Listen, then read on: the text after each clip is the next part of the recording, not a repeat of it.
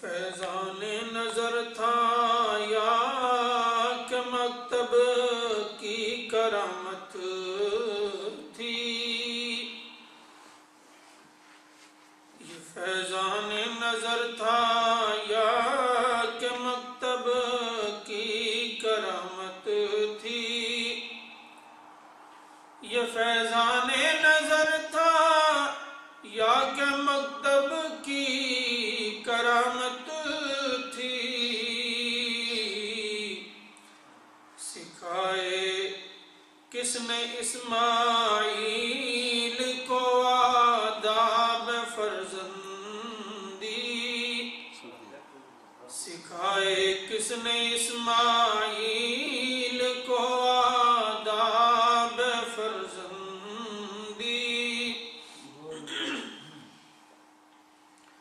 مختصر حمد و ثنا کے بعد نہایت ہی واجب الاحترام معزز سامعین کرام،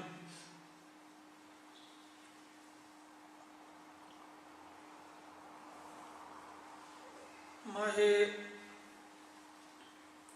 ذو الحج شریف کی مناسبت سے ایک موضوع ہم نے کافی دنوں سے شروع کر رکھا ہے۔ یہ جمعہ ہے اور پھر عید کی ایک مختصر سی نشست ہوگی، اس میں انشاءاللہ قربانی کے حوالے سے چند ایک باتیں گزارش کی جائیں گی۔ اللہ کریم مجھے حق بیان کرنے کی اور ہم سب مسلمانوں کو حق کو سننے، اسے قبول کرنے اور اس پر عمل کرنے کی توفیق عطا فرمائے۔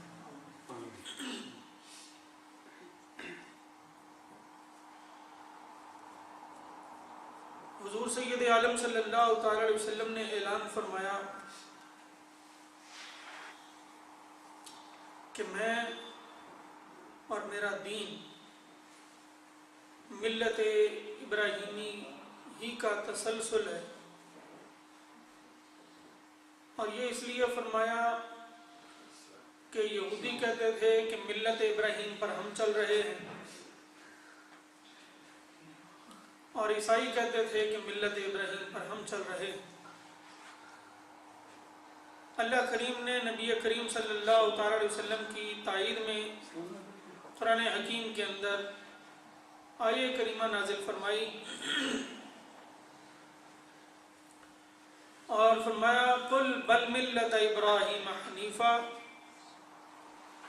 وما کان من المشرکین، آپ فرما دیجئے کہ میں ملت ابراہیمی پر ہوں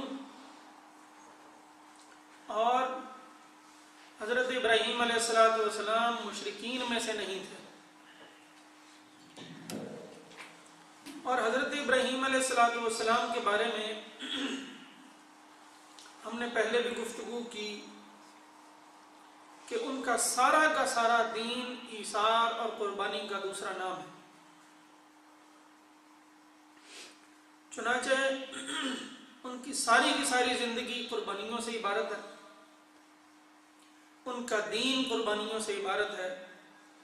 آپ کو یاد ہوگا ہم نے ذکر کیا تھا کہ آپ کی عادت شریفہ تھی جہاں کہیں اللہ کے انوار و تجلیات کا خصوصی جلوہ ملاحظہ فرماتے وہاں اللہ کا گھر بنا دیتے اور وہاں پر ایک قربان گاہ بناتے تھے، لوگ اس میں آ کر قربانیاں کیا کرتے تھے، چڑھاوے چڑھایا کرتے تھے، اپنی نظریں اتارا کرتے تھے، اپنی منتیں پوری کیا کرتے تھے۔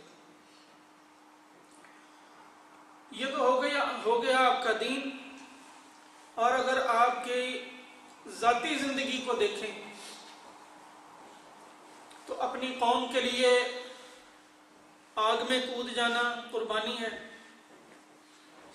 اپنی قوم کو شرک کی آلودگی سے بچانے کے لیے نمرود کے سامنے سینہ سپر ہو جانا قربانی ہے، ان کے بتوں کو توڑ دینا اور پھر خود وہیں نتیجہ بھگتنے کے لیے وہیں رہنا قربانی ہے۔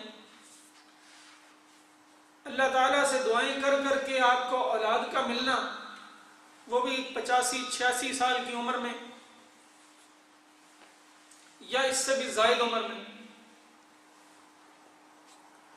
اور پھر حکم ہونا کہ اس اولاد کو اپنے سے دور کر دو. ماں اور بچے کو جو ہے وہ ایک ایسے صحرا میں چھوڑاؤ جہاں سایہ تک نہیں ہوتا، جہاں پانی تک نہیں ہے، جہاں کھانے پینے کی کوئی چیز نہیں ہے.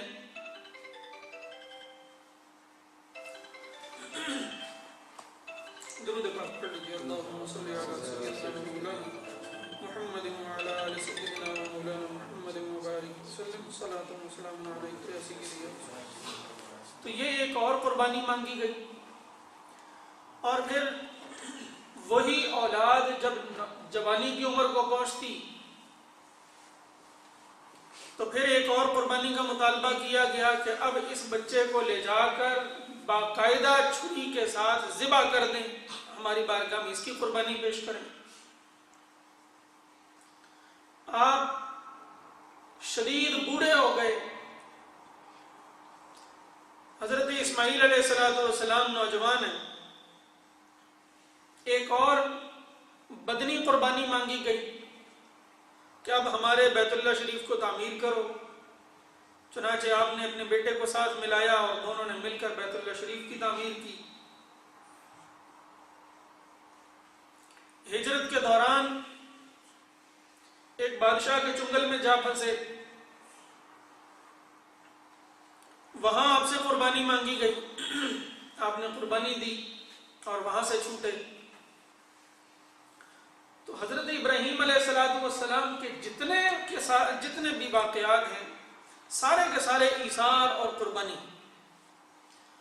حتیٰ کہ ایک مرتبہ حضرت ابراہیم علیہ السلام کو بہت ساری بکریاں بڑھاوا دیا گیا، برکت ڈالی گئی. آپ بکریاں چرانے کے لیے مگن ہو گئے. بکریاں چرانے جاتے، صبح سے شام ہو جاتی، شام کو واپس تشریف لاتے. آپ سے ایک دفعہ پھر قربانی مانگی گئی. ایک فرشتے کو انسانی روپ میں بھیجا جس نے جا کے اللہ تعالیٰ کا نام نہایت ہی پیارے انداز میں لیا. حضرت ابراہیم علیہ السلام اس نام کو سن کر بے قرار ہو گئے، مچل گئے اور اس شخص کو ڈھونڈا، تلاش کیا. جب ملا تو کہا کہ تو میرے رب کا نام بڑے پیارے انداز سے لیتا ہے، ذرا ایک دفعہ پھر لے کے دکھا دو. اس نے کہا میں مفت میں نہیں لیتا ہوں. دوسری مرتبہ اللہ کا نام سننا ہے تو یہ ساری کی ساری بکریاں دینی پڑیں گی. انہوں نے کہا کہ بکریاں لے لو، اللہ کا نام سناؤ. چنانچہ اس نے پھر اللہ کا ذکر کیا. آپ کو بڑا لطف آیا. کہا ایک دفعہ پھر سناؤ. نے کہا کہ اب دینے کے لیے تمہارے پاس کیا ہے؟ انہوں نے کہا کہ یہ قیمتی انگوٹھی ہے، یہ دیتا ہوں. اس نے وہ بھی لے لی. پھر مطالبہ کیا ایک دفعہ پھر کہ اللہ کا ذکر ایک دفعہ اور سنا دو. اس نے کہا نہیں اب نہیں سناؤں گا، اب تیرے پاس دینے کے لیے کچھ نہیں. انہوں نے فرمایا ہے تجھے بکریاں چرانے کے لیے چرواہے کی ضرورت ہوگی، میں حاضر. تو آپ کی ساری دینی زندگی آپ لے لیجئے، آپ کی شریعت اور آپ کی ذاتی زندگی ساری کی ساری ایثار اور قربانی کے حوالے سے جانی جاتی ہے. اور نبی کریم صلی اللہ علیہ وسلم نے فرمایا کہ میرا دین ملت ابراہیمی ہے. ملت ابراہیمی کا مطلب کیا ہے؟ ہم نے قرآن حکیم کی ایک آیت کریمہ تلاوت کی ہے جس میں حضرت اسماعیل علیہ السلام کی قربانی کا ذکر ہے. اس میں اللہ کریم نے جو الفاظ استعمال کیے ہیں وہ قابل غور ہے. اللہ کریم ارشاد فرماتا ہے فَلَمَّا أَسْلَمَا وَتَلَّهُ لِلْجَبِينِ، جب ان دونوں نے ہماری اطاعت میں گردن جھکا دی اور اسماعیل کو پیشانی کے بل لٹا دیا. اس میں لفظ آیا ہے اسلمہ. اسلمہ اسلام سے ہے اور محبوب کریم صلی اللہ علیہ وسلم کو جو دین دیا اس کا نام اسلام رکھا. اسلام کا مطلب کیا ہے؟ اپنی ذات کو کسی دوسرے کے سپرد کر دینا، اپنے آپ کو کسی کے ہاتھ بیچ دینا. اور ہم جو پیران کرام کی جا کے بیعت کرتے ہیں، بیعت بے سے ہے جس کا معنی ہے بیچنا، اور اس کا مطلب یہ ہوتا ہے، ہمارے یہاں تو رواج بن گیا نا، ایسے ہی اٹھے 2-4 بندوں کو مرید ہوتے دیکھا تو چلو جی میں بھی مرید ہو جاؤں. اس کے لیے نہ استخارہ کیا کہ اللہ کریم کا اس میں حکم کیا ہے، کس پیر کے ہاتھ پر میں بیعت کروں، نہ کبھی ہم نے استخارہ کرنے کی ضرورت محسوس کی ہے. اور بہت سو کو میں نے جب یہ کہا کہ استخارہ کریں تو وہ کہتے ہیں جی استخارہ بھی آپ ہی کرتے ہیں. تو نبی کریم صلی اللہ علیہ وسلم نے خود استخارہ فرمایا اور صحابہ کرام کو استخارہ کرنے کا حکم فرمایا. صحابہ کرام محبوب خدا کی موجودگی میں خود استخارہ کیا کرتے تھے. اور آپ اگر اپنے پیران عظام جو ہیں ان کا پورا سلسلہ اٹھا کے دیکھیں، ان کی ساری کی ساری وہ پیڑھی اور نسل جو ہے سلسلہ بہ سلسلہ، ان کے اگر حالات پڑھیں تو ہر ولی نے علوم دینیہ سے فارغ ہونے کے بعد کسی ولی اور مرشد کو پکڑنے کے لیے استخارہ کیا. استخارہ سنت الہیہ. بہرحال بات یہ ہے کہ بیعت کہتے ہیں اپنے آپ کو کسی دوسرے کے ہاتھ پر بیچ دینا. تو مرید جب ہوتا ہے تو وہ گویا کہ اس بات کا اعتراف کرتا ہے کہ آج کے بعد میں نے اپنا جسم، میں نے اپنا مال اور میں نے اپنی ساری کی ساری خواہشات آپ کے ہاتھ پر بیچ دی ہیں. اور بندہ جان اور مال اور خواہشات کسی ایسے کے ہاتھ پر ہی بیچتا ہے، اور ایسے کے ہاتھ ہی بیچنی چاہیے جس کی نظر جو ہے وہ مرید کی جیب پر نہ ہو، دل پر. وہ اس کے دل کی تربیت کرے. اس کے لیے یہ ضروری نہ ہو کہ تم میرے پاس آیا کر تبھی میں تیری تربیت کیا کروں. میں آج یہ حضرت مظہر جانا رحمۃ اللہ علیہ مشائخ نقشبند کے بہت بڑے ولی ہوئے ہیں. حضرت مجدد الفسانی رضی اللہ تعالیٰ عنہ کی روحانی تربیت ان کے بارے میں پڑھ رہا تھا تو وہ مریدین کو فرمایا کرتے تھے اپنے گھر میں رہو. جس وقت تم دوزانو ہو کر میری طرف متوجہ ہو کر بیٹھو گے مجھے پتا چل جائے گا کہ تم میری طرف متوجہ ہو کے بیٹھے ہو. میں اسی وقت تمہارے اوپر توجہ ڈالوں گا اور تمہاری روحانی تربیت کرتا رہوں گا. تو بے شمار خواتین مرید تھیں، بے شمار اولیاء اللہ مرید تھے اور بے شمار عوام مرید تھے. ہر ایک کی تربیت اس کے گھر میں بیٹھے بیٹھے ہوا کرتی تھی. تو ولی اب چونکہ عام بندے کے لیے تلاش کرنا مشکل ہوتا ہے تو سرکار نے اس کا بڑا آسان سا حل فرمایا، استخارہ کرو. استخارہ کیا ہے؟ اللہ کریم کی ذات سے مشورہ کرو کہ یا اللہ کس کے ہاتھ اپنا جسم جا کے بیچوں اور کس کے ہاتھ اپنا مال جا کے بیچوں اور کس کے ہاتھ اپنا دل جا کے رکھوں. پھر اللہ کریم جب فرمائے گا. میرے دادا استاد مولانا سلطان احمد صاحب رحمۃ اللہ علیہ نے ہمیں بتایا کہ جب میں علوم ظاہرہ سے فارغ ہو گیا،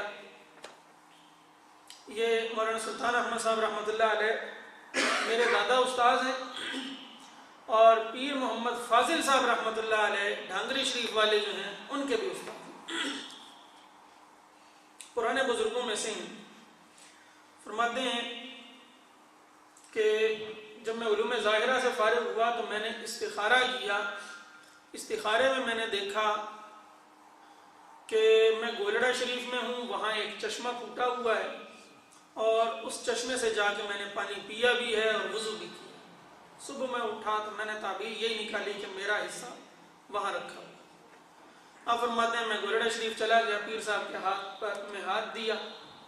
آپ نے نہ کوئی شرطیں لگائیں کہ اتنے دن یہاں رہو، ویسے آپ لگاتے تھے کہ اتنے دن یہاں رہو، کوئی شرط نہیں لگائی. فرماتے ہیں پہلے دن ہی بیعت کرنے کے بعد مجھے ساری چیزوں کی اجازت دی. تو بہرحال استخارہ تمام بزرگان دین کا جو ہے وہ معمول رہا ہے اور سنت رسول بھی. اور صرف اسی کے لیے نہیں بلکہ دنیاوی کوئی کام ہو، میں فلاں کاروبار شروع کرنا چاہتا ہوں، فلاں کام کروں یا نہ کروں، اس ملک سے فلاں ملک میں منتقل ہو رہا ہوں، فلاں ملک جاؤں یا نہ جاؤں، فلاں جگہ رشتہ کروں یا نہ کروں، فلاں جگہ یہ بات کروں یا نہ کروں، ہر چیز کے معاملے میں نبی کریم صلی اللہ علیہ وسلم کو تو خیر وہی آیا کرتی تھی، صحابہ کرام کو آپ نے فرمایا کہ استخارہ کیا. بہرحال تو اسلام سراسر قربانیوں کا نام ہے، جیسے کہ ملت ابراہیمی سراسر قربانیوں کا نام تھی. اور اسلام سراسر ایثار اور قربانی کا درس دیتا ہے۔ قرآن حکیم سے اگر پوچھئے تو قرآن حکیم کی قربانی کے بارے میں تعلیمات ہم لوگ صرف ایک محدود معنی قربانی کا لے لیتے ہیں، جانور لیا اور اس کو ذبح کر دیا۔ اس کا اگر پس منظر دیکھیں تو حضرت ابراہیم علیہ السلام نے اپنا بیٹا ذبح کیا ہے، بیٹے کو لٹایا ہے، اپنی طرف سے پوری کوشش ہوئی ہے کہ وہ ذبح ہو جائے، آپ کی چھری پکڑ کے الٹی کر دی گئی، ذبح نہیں ہو سکا، یا دمبا لا دیا گیا اس کو ذبح کر لیں، لیکن آپ نے اپنے طور پر اپنے بیٹے کو ذبح کیا۔ اور ہمارے پرانے اسلاف، آپ مجھ سے بہتر جانتے ہوں گے، ہمارے دادے پردادے عموماً ایسے جانور قربانی کے گھروں میں پالتے ہوتے تھے، ان کو اپنے آپ سے مانوس کرنا، ان سے اولاد کی طرح محبت اور انس بڑھانا، اور پھر جب ان کو سال کے بعد قربان کرنا تو ادھر اس کے گلے پر چھری چلتی تھی اور ادھر اس کے دل پر چھری چلتی تھی کہ میرا اتنا پیارا عزیز جو ہے وہ ذبح ہونے جا رہا، اور آنسو نکلتے تھے۔ اس طرح کی قربانیاں آپ خود سوچ سکتے ہیں اللہ کی بارگاہ میں کیا مقام رکھتی ہیں۔ نمبر 2، یہ صرف مال کی قربانی نہیں ہے، حقیقتاً یہ دل کی قربانی بھی ہے۔ حضرت ابراہیم علیہ السلام کے بارے میں اللہ کریم نے بہت ساری اس طرح کی چیزیں قرآن حکیم میں ذکر کی ہیں۔ ان میں سے ایک یہ بھی ہے کہ ایک دفعہ آپ نے اللہ کریم سے عرض کی کہ مولا تعالی، میں چاہتا ہوں کہ تو مجھے وہ منظر دکھا کہ تو کسی کو مارنے کے بعد دوبارہ زندہ کیسے کرے۔ اللہ تعالی نے پوچھا کیا تجھے یقین نہیں؟ آپ نے کہا یقین تو ہے لیکن میں ویسے اسے دیکھنا چاہتا ہوں۔ اللہ تعالی نے فرمایا 4 پرندے لے لو، ان کی ہڈیاں سلامت رکھو، گردن ان کی کاٹو اور ان کو چھوٹا چھوٹا کرو، کیما بنا کر 4 الگ الگ پہاڑوں کے اوپر ان کو مکس کر کے ہر ایک کی چوٹی پر رکھ دی، اور پھر چاروں کے سر جو ہیں وہ اپنے ہاتھ میں لے کر پھر ان کو ندا دو، ان کو آواز دو، اور پھر دیکھو کہ اللہ تعالیٰ کی قدرت سے کیا ہوتا ہے۔ قرآن حکیم نے اس پورے واقعے کو 3 پارے میں بیان کیا۔ حضرت ابراہیم علیہ السلام نے ایسا ہی کیا، جب ان کا نام لیا، ان کو پکارا کہ آؤ میری طرف، تو وہ سارے کے سارے آپ نے دیکھا کہ وہ گوشت، وہ قیمہ جو ہے فضا میں بلند ہوا، جو جس کا حصہ تھا اس کے ساتھ وہیں جڑا، اپنی اپنی ہڈیاں اپنی اپنی جگہوں پر درست ہوئیں، اور اس کے بعد ان کے اوپر پر لگے، اور پر لگنے کے بعد وہ اڑنے لگے، اور اڑتے ہوئے حضرت ابراہیم علیہ السلام کے ہاتھ میں جو ان کے سر تھے ان کے ساتھ آ کے وہ بالکل جڑ گئے۔ تو یوں حضرت ابراہیم علیہ السلام نے وہ منظر دیکھا۔ اس کے اندر ہمارے لیے سبق بھی ہے، قربانی کے اندر اور اس ذبح کے اندر۔ ضرورت اس بات کی ہے کہ ہر سال ہم قربانی تو کر دیتے ہیں، اس سے سبق کبھی نہیں حاصل کرتے۔ جیسے وہ کسی نے کہا تھا کہ ہڑپا کے مقام پر ہزاروں ٹن جو ہے وہ آثار قدیمہ دریافت ہو گئے، اور موئنجو دڑو کے مقام پر ہزاروں ٹن جو ہے وہ آثار قدیمہ دریافت ہوئے ہیں، لیکن ایک چٹان عبرت وصول نہیں ہوئی وہاں سے۔ قرآن حکیم نے سیر سپاٹے کا مقصد جو ہے وہ صرف اور صرف عبرت پذیری جو ہے وہ رکھا ہے۔ قُلْ سِیرُوا فِی الْأَرْضِ فَانظُرُوا کَیْفَ کَانَ عَاقِبَةُ الْمُجْرِمِینَ، زمین کی سیر کرو تاکہ تم یہ دیکھ سکو کہ جو مجرم لوگ تھے ان کا حشر کیا ہو۔ مدائن چلے جاؤ، وہاں دیکھو کہ ان لوگوں پر عذاب آیا تھا تو وہ عذاب کے آثار آج بھی کیسے ہیں۔ عراق چلے جاؤ تو نوح علیہ السلام کے زمانے میں جو ان لوگوں پر عذاب آیا ہے، فلسطین چلے جاؤ، اس قوم پر جو عذاب آیا ہے ان کے آثار دیکھو تاکہ تمہیں عبرت پذیری ہو، عبرت حاصل ہو۔ تو وہ کسی نے کہا کہ اتنے بڑے بڑے آثار قدیمہ ہم نے تلاش کر لیے ہیں ٹنوں کے حساب سے، کاش کہ ان میں سے ایک چھٹان جو ہے وہ عبرت بھی نکل آتی۔ فقہا اور عرفاء نے فرمایا کہ حضرت ابراہیم علیہ السلام نے جو 4 پرندے لیے تھے وہ الگ الگ خصلتوں اور الگ الگ صفتوں کے تھے۔ یہاں پر جو جانور ہم ذبح کرتے ہیں ان کی بھی الگ الگ فطرتیں اور الگ الگ خصلتیں ہیں۔ تو اصل میں قربانی کا بنیادی مقصد یہ ہے کہ اپنے اندر قربانی اور ایثار کا جذبہ پیدا کیا جائے. قرآن حکیم نے مومن کی صفت بیان کی وَيُؤْثِرُونَ عَلَىٰ أَنفُسِهِمْ وَلَوْ كَانَ بِهِمْ خَصَاصَةٌ وَمَن يُوقَ شُحَّ نَفْسِهِ فَأُولَٰئِكَ هُمُ الْمُفْلِحُونَ. فرمایا کہ مومن وہ ہے کہ اسے خود شدید ضرورت ہو تو وہ دیکھتا ہے اگر میرے بھائی کو بھی ضرورت ہے تو بھائی کو اپنی ذات پر جو ہے وہ ترجیح دیتا ہے اور اس کے لیے اپنے آپ کو قربان کرتا ہے. وقت چونکہ کم ہے قربانی کے متعلق میں ایک دو باتیں عرض کرنا چاہتا ہوں. ابن ماجہ شریف کے اندر ایک حدیث پاک ہے. حضور سید عالم صلی اللہ تعالی علیہ وسلم نے نماز عید پڑھائی اور عید پڑھانے کے بعد آپ نے ایک دمبا منگوایا جس کے اوپر باقاعدہ اون بھی تھی اور اس کے سینگ. نبی کریم صلی اللہ علیہ وسلم عموماً سینگوں والے دمبے کی قربانی کیا کرتے اور اس کی وجہ حضرت عبداللہ ابن عباس یہ بتاتے ہیں کہ حضرت ابراہیم کے لیے جو دمبا لایا گیا تھا علیہ السلام اس کے بھی بڑے بڑے سینگ تھے. اس کی آنکھیں جو ہیں وہ سیاہ رنگ کی تھیں, بڑی بڑی تھیں اور اس کی اون سرخ رنگ کی تھی. اور وہ فرماتے ہیں میں نے ایسے جانا کہ اس دمبے کا سر میرے زمانہ شعور میں باقاعدہ بیت اللہ شریف میں جو میزاب رحمت ہے اس پر ٹنگا ہوا ہے. میزاب رحمت, بیت اللہ شریف میزاب رحمت جو ہے یہاں پر وہ سر جو ہے اس دمبے کا حضرت ابراہیم علیہ السلام والے دمبے کا وہ یہاں ٹنگا ہوتا تھا. اور حضرت عثمان بن طلحہ جو کلید بردار تھے, آج بھی بیت اللہ شریف کے گیٹ کی چابی جو ہے انہی کی اولاد میں چلی آتی ہے. عثمان بن طلحہ کو آپ نے بلایا اور فرمایا کہ جب لوگ نماز پڑھتے ہیں تو اس سر کو جو ہے وہ ڈھک دیا کرو کسی کپڑے سے تاکہ لوگ جو ہیں وہ اس کی طرف متوجہ نہ ہوں. پھر ہوا یہ کہ کسی زمانے میں بیت اللہ شریف میں آگ بڑک اٹھی تھی اور اس آگ کی وجہ سے وہ سر جو ہے مینڈے کا وہ بھی جل گیا, خاکستر ہو گیا. تو نبی کریم صلی اللہ علیہ وسلم نے اس دمبے کو ذبح فرمایا اور ذبح کرنے کے بعد آپ نے ذبح کرتے وقت بلکہ آپ نے فرمایا کہ مولا تعالیٰ یہ قربانی میری طرف سے اور میری تمام امت کی طرف سے اپنی بارگاہ میں قبول فرما. اور حضرت عبداللہ ابن عباس کہتے ہیں کہ نبی کریم صلی اللہ علیہ وسلم 10 سال مدینہ شریف میں رہے, ہر سال آپ کم از کم 2 قربانیاں کیا کرتے تھے. 2 مینڈے, دمبے نہیں مینڈے قربان کیا کرتے تھے, ایک اپنی طرف سے اور اپنی آل کی طرف سے اور دوسری قربانی خالصتاً اپنی امت کی طرف سے دیا کرتے تھے.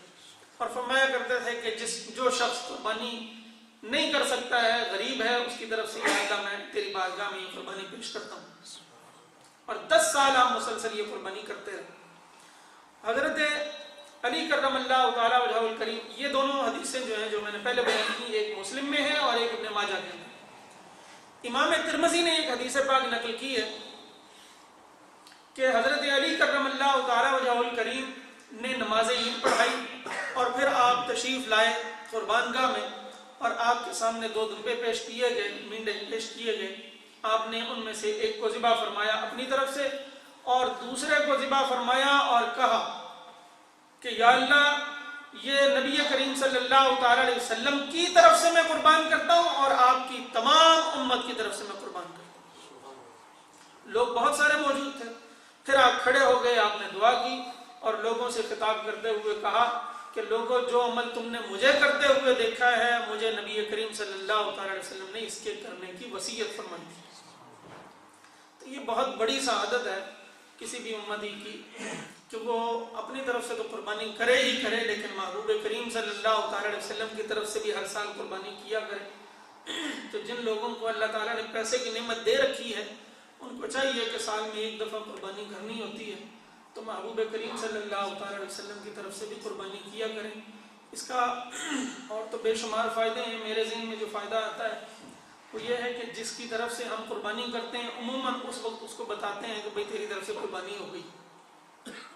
یقیناً اللہ تعالیٰ محبوب کریم کے علم میں دیتا ہے. آپ خود بھی جانتے ہیں کہ آپ کی طرف سے فلاں فلاں امتی نے قربانی کی ہے اور حدیث پاک میں آتا ہے کہ ہر جمعرات کو محبوب کریم کی بارگاہ میں اعمال نامے پیش ہوتے ہیں آپ فرماتے ہیں جب میرے سامنے تمہارے نیک اعمال پیش ہوں گے تو میں خوش ہوا کروں گا، اور جب کسی کا کوئی برا عمل پیش ہوگا مجھے دکھ ہوگا، میں اس کے لیے استغفار کروں گا۔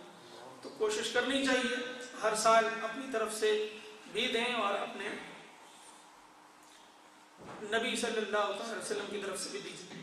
دوسرا مسئلہ یہ ہے کہ ہمارے ہاں کلچر اور رواج یہ بن چکا ہے کہ میں نے اگر اس سال اپنی طرف سے دے دی ہے تو اگلی سال دے دینی ہے وائف کی طرف سے، اس سے اگلے سال میں نے کہنا جی اب جی میں باپ کی طرف سے دے رہا ہوں جو فوت ہو چکے ہیں، اس سے اگلے سال میں نے کہنا میری والدہ فوت ہو چکی ہیں ان کی طرف سے۔ تو بھائی قربانی ہر سال اسی طرح واجب ہے جس طریقے سے زکوٰۃ واجب ہوتی ہے۔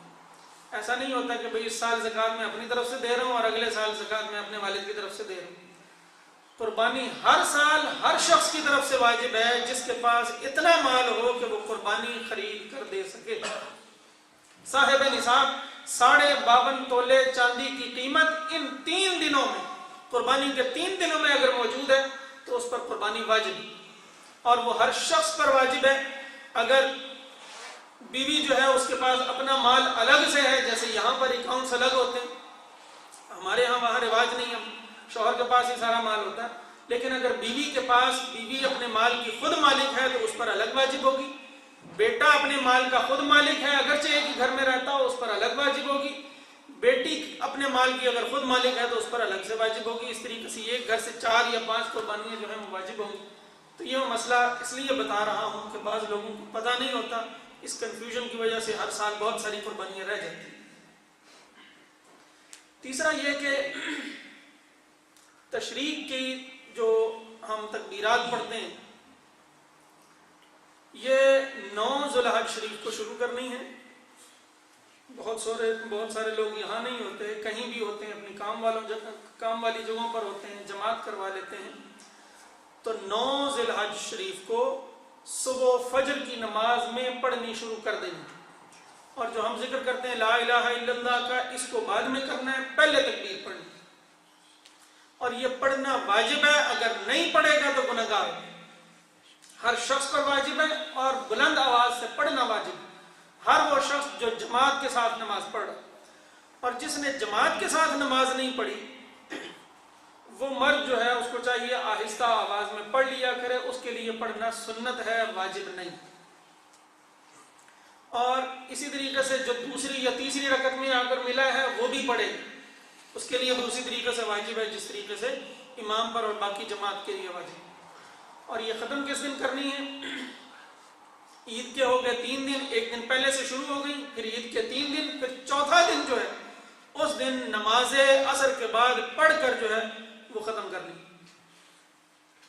تیسری بات، یہاں پر بھی مجھے پتہ چلا ہے، مجھے کچھ صحیح زیادہ معلومات تو نہیں ہے، یہاں مجھے پتہ چلا ہے کہ لوگ قربانیاں کچھ یہاں بھی کرتے ہیں سلاٹر ہاؤسز میں جا کر۔ اس کے بارے میں حضور سید عالم صلی اللہ تعالی وسلم کی حدیث پاک ہے، سیدنا علی راوی ہیں کہ آپ نے فرمایا کہ سرکار نے مجھے حکم فرمایا کہ میں جانور کی رسی، اس کے گہنے اور اس کے اوپر کچھ بھی ایسا لگا ہوا ہو، قلادہ وغیرہ، اور اس کی کھال کسائی کو بطور اجرت نہ دیا کروں۔ چنانچہ یہاں مجھے نہیں معلوم وہ کھال کا کیا کیا جاتا ہے، کھال آپ لوگ بیچتے ہیں اس کو، اس کے بدلے میں وہ ذبح کرتا ہے یا کیا کرتا ہے؟ مسئلہ یہ ہے کہ کھال کو آپ اس کے بدلے میں نہیں دے سکتے کہ بھئی تو ذبح کر دے، کھال تیری ہے اور یہ ساری چیزیں تیری۔ کھال کا اگر کرنا ہے تو کھال کا الگ سے سودا کیجئے اس سے، اور اس کو کہیے کہ کھال جو ہے ہم تجھے بیچیں گے، اگر پاسبل ہے، یہاں پر مجھے نہیں معلوم کیا صورت ہے۔ کھال کو جو ہے وہ بیچنا چاہیے اور بیچ کر اس کی رقم جو ہے وہ ہدیہ کر دینی چاہیے۔ اسی طریقے سے بعض اوقات جانور بندہ خریدتا ہے اور وہ دودھ دے رہا ہوتا ہے تو اس کے لیے بھی یہی حکم ہے کہ دودھ اگر دے رہا ہے، دودھ اس کا نکال لیا جائے، اگر نہ نکالا جائے تو تکلیف ہوتی ہے، دودھ نکال لیا جائے، لیکن اس دودھ کو جو ہے وہ صدقہ کر دیا جائے، پی نہیں سکتے۔ اور نبی کریم صلی اللہ تعالی علیہ وسلم نے ارشاد فرمایا کہ جب تم عید کے لیے عیدگاہوں میں آؤ، یہ چونکہ بقرہ عید ہے اس کے لیے یہ ہے کہ پہلے سے کچھ کھا کر نہیں آنا ہے، عیدگاہوں میں آؤ تو بلند آواز سے اللہ اکبر اللہ اکبر لا الہ الا اللہ اللہ اکبر وللہ الحمد پڑھتے ہوئے آنا ہے۔ جن حضرات نے قربانی کرنی ہے وہ یہاں پر ہیں یا وہاں پر پاکستان میں کر رہے ہیں، دونوں کے لیے مستحب اور بہتر اور افضل یہ ہے کہ وہ اپنے جسم کے بال یہ 10 دن تک اپنے جسم کے بال نہ کاٹیں، ناخن وغیرہ نہ تراشیں۔ لیکن اگر تراش لی ہیں تو کوئی کباہت نہیں ہے، صرف افضل اور مستحب ہے۔ اور جب قربانی ہو جائے ان کو اطلاع مل جائے کہ وہاں قربانی ہو گئی اور یہاں پر بھی عید ہو چکی ہو، اس کے بعد وہ یہ تراش سکتے ہیں۔ آپ کے پاس ایک غریب شخص آیا اور اس نے کہا یا رسول اللہ میرے پاس بکری نہیں ہے، میں اسے ذبح کرنا چاہوں، میں کسی سے ادھار مانگ کر ذبح کر سکتا ہوں، تو کیا میں کسی سے ادھار لے کر ذبح کر لوں؟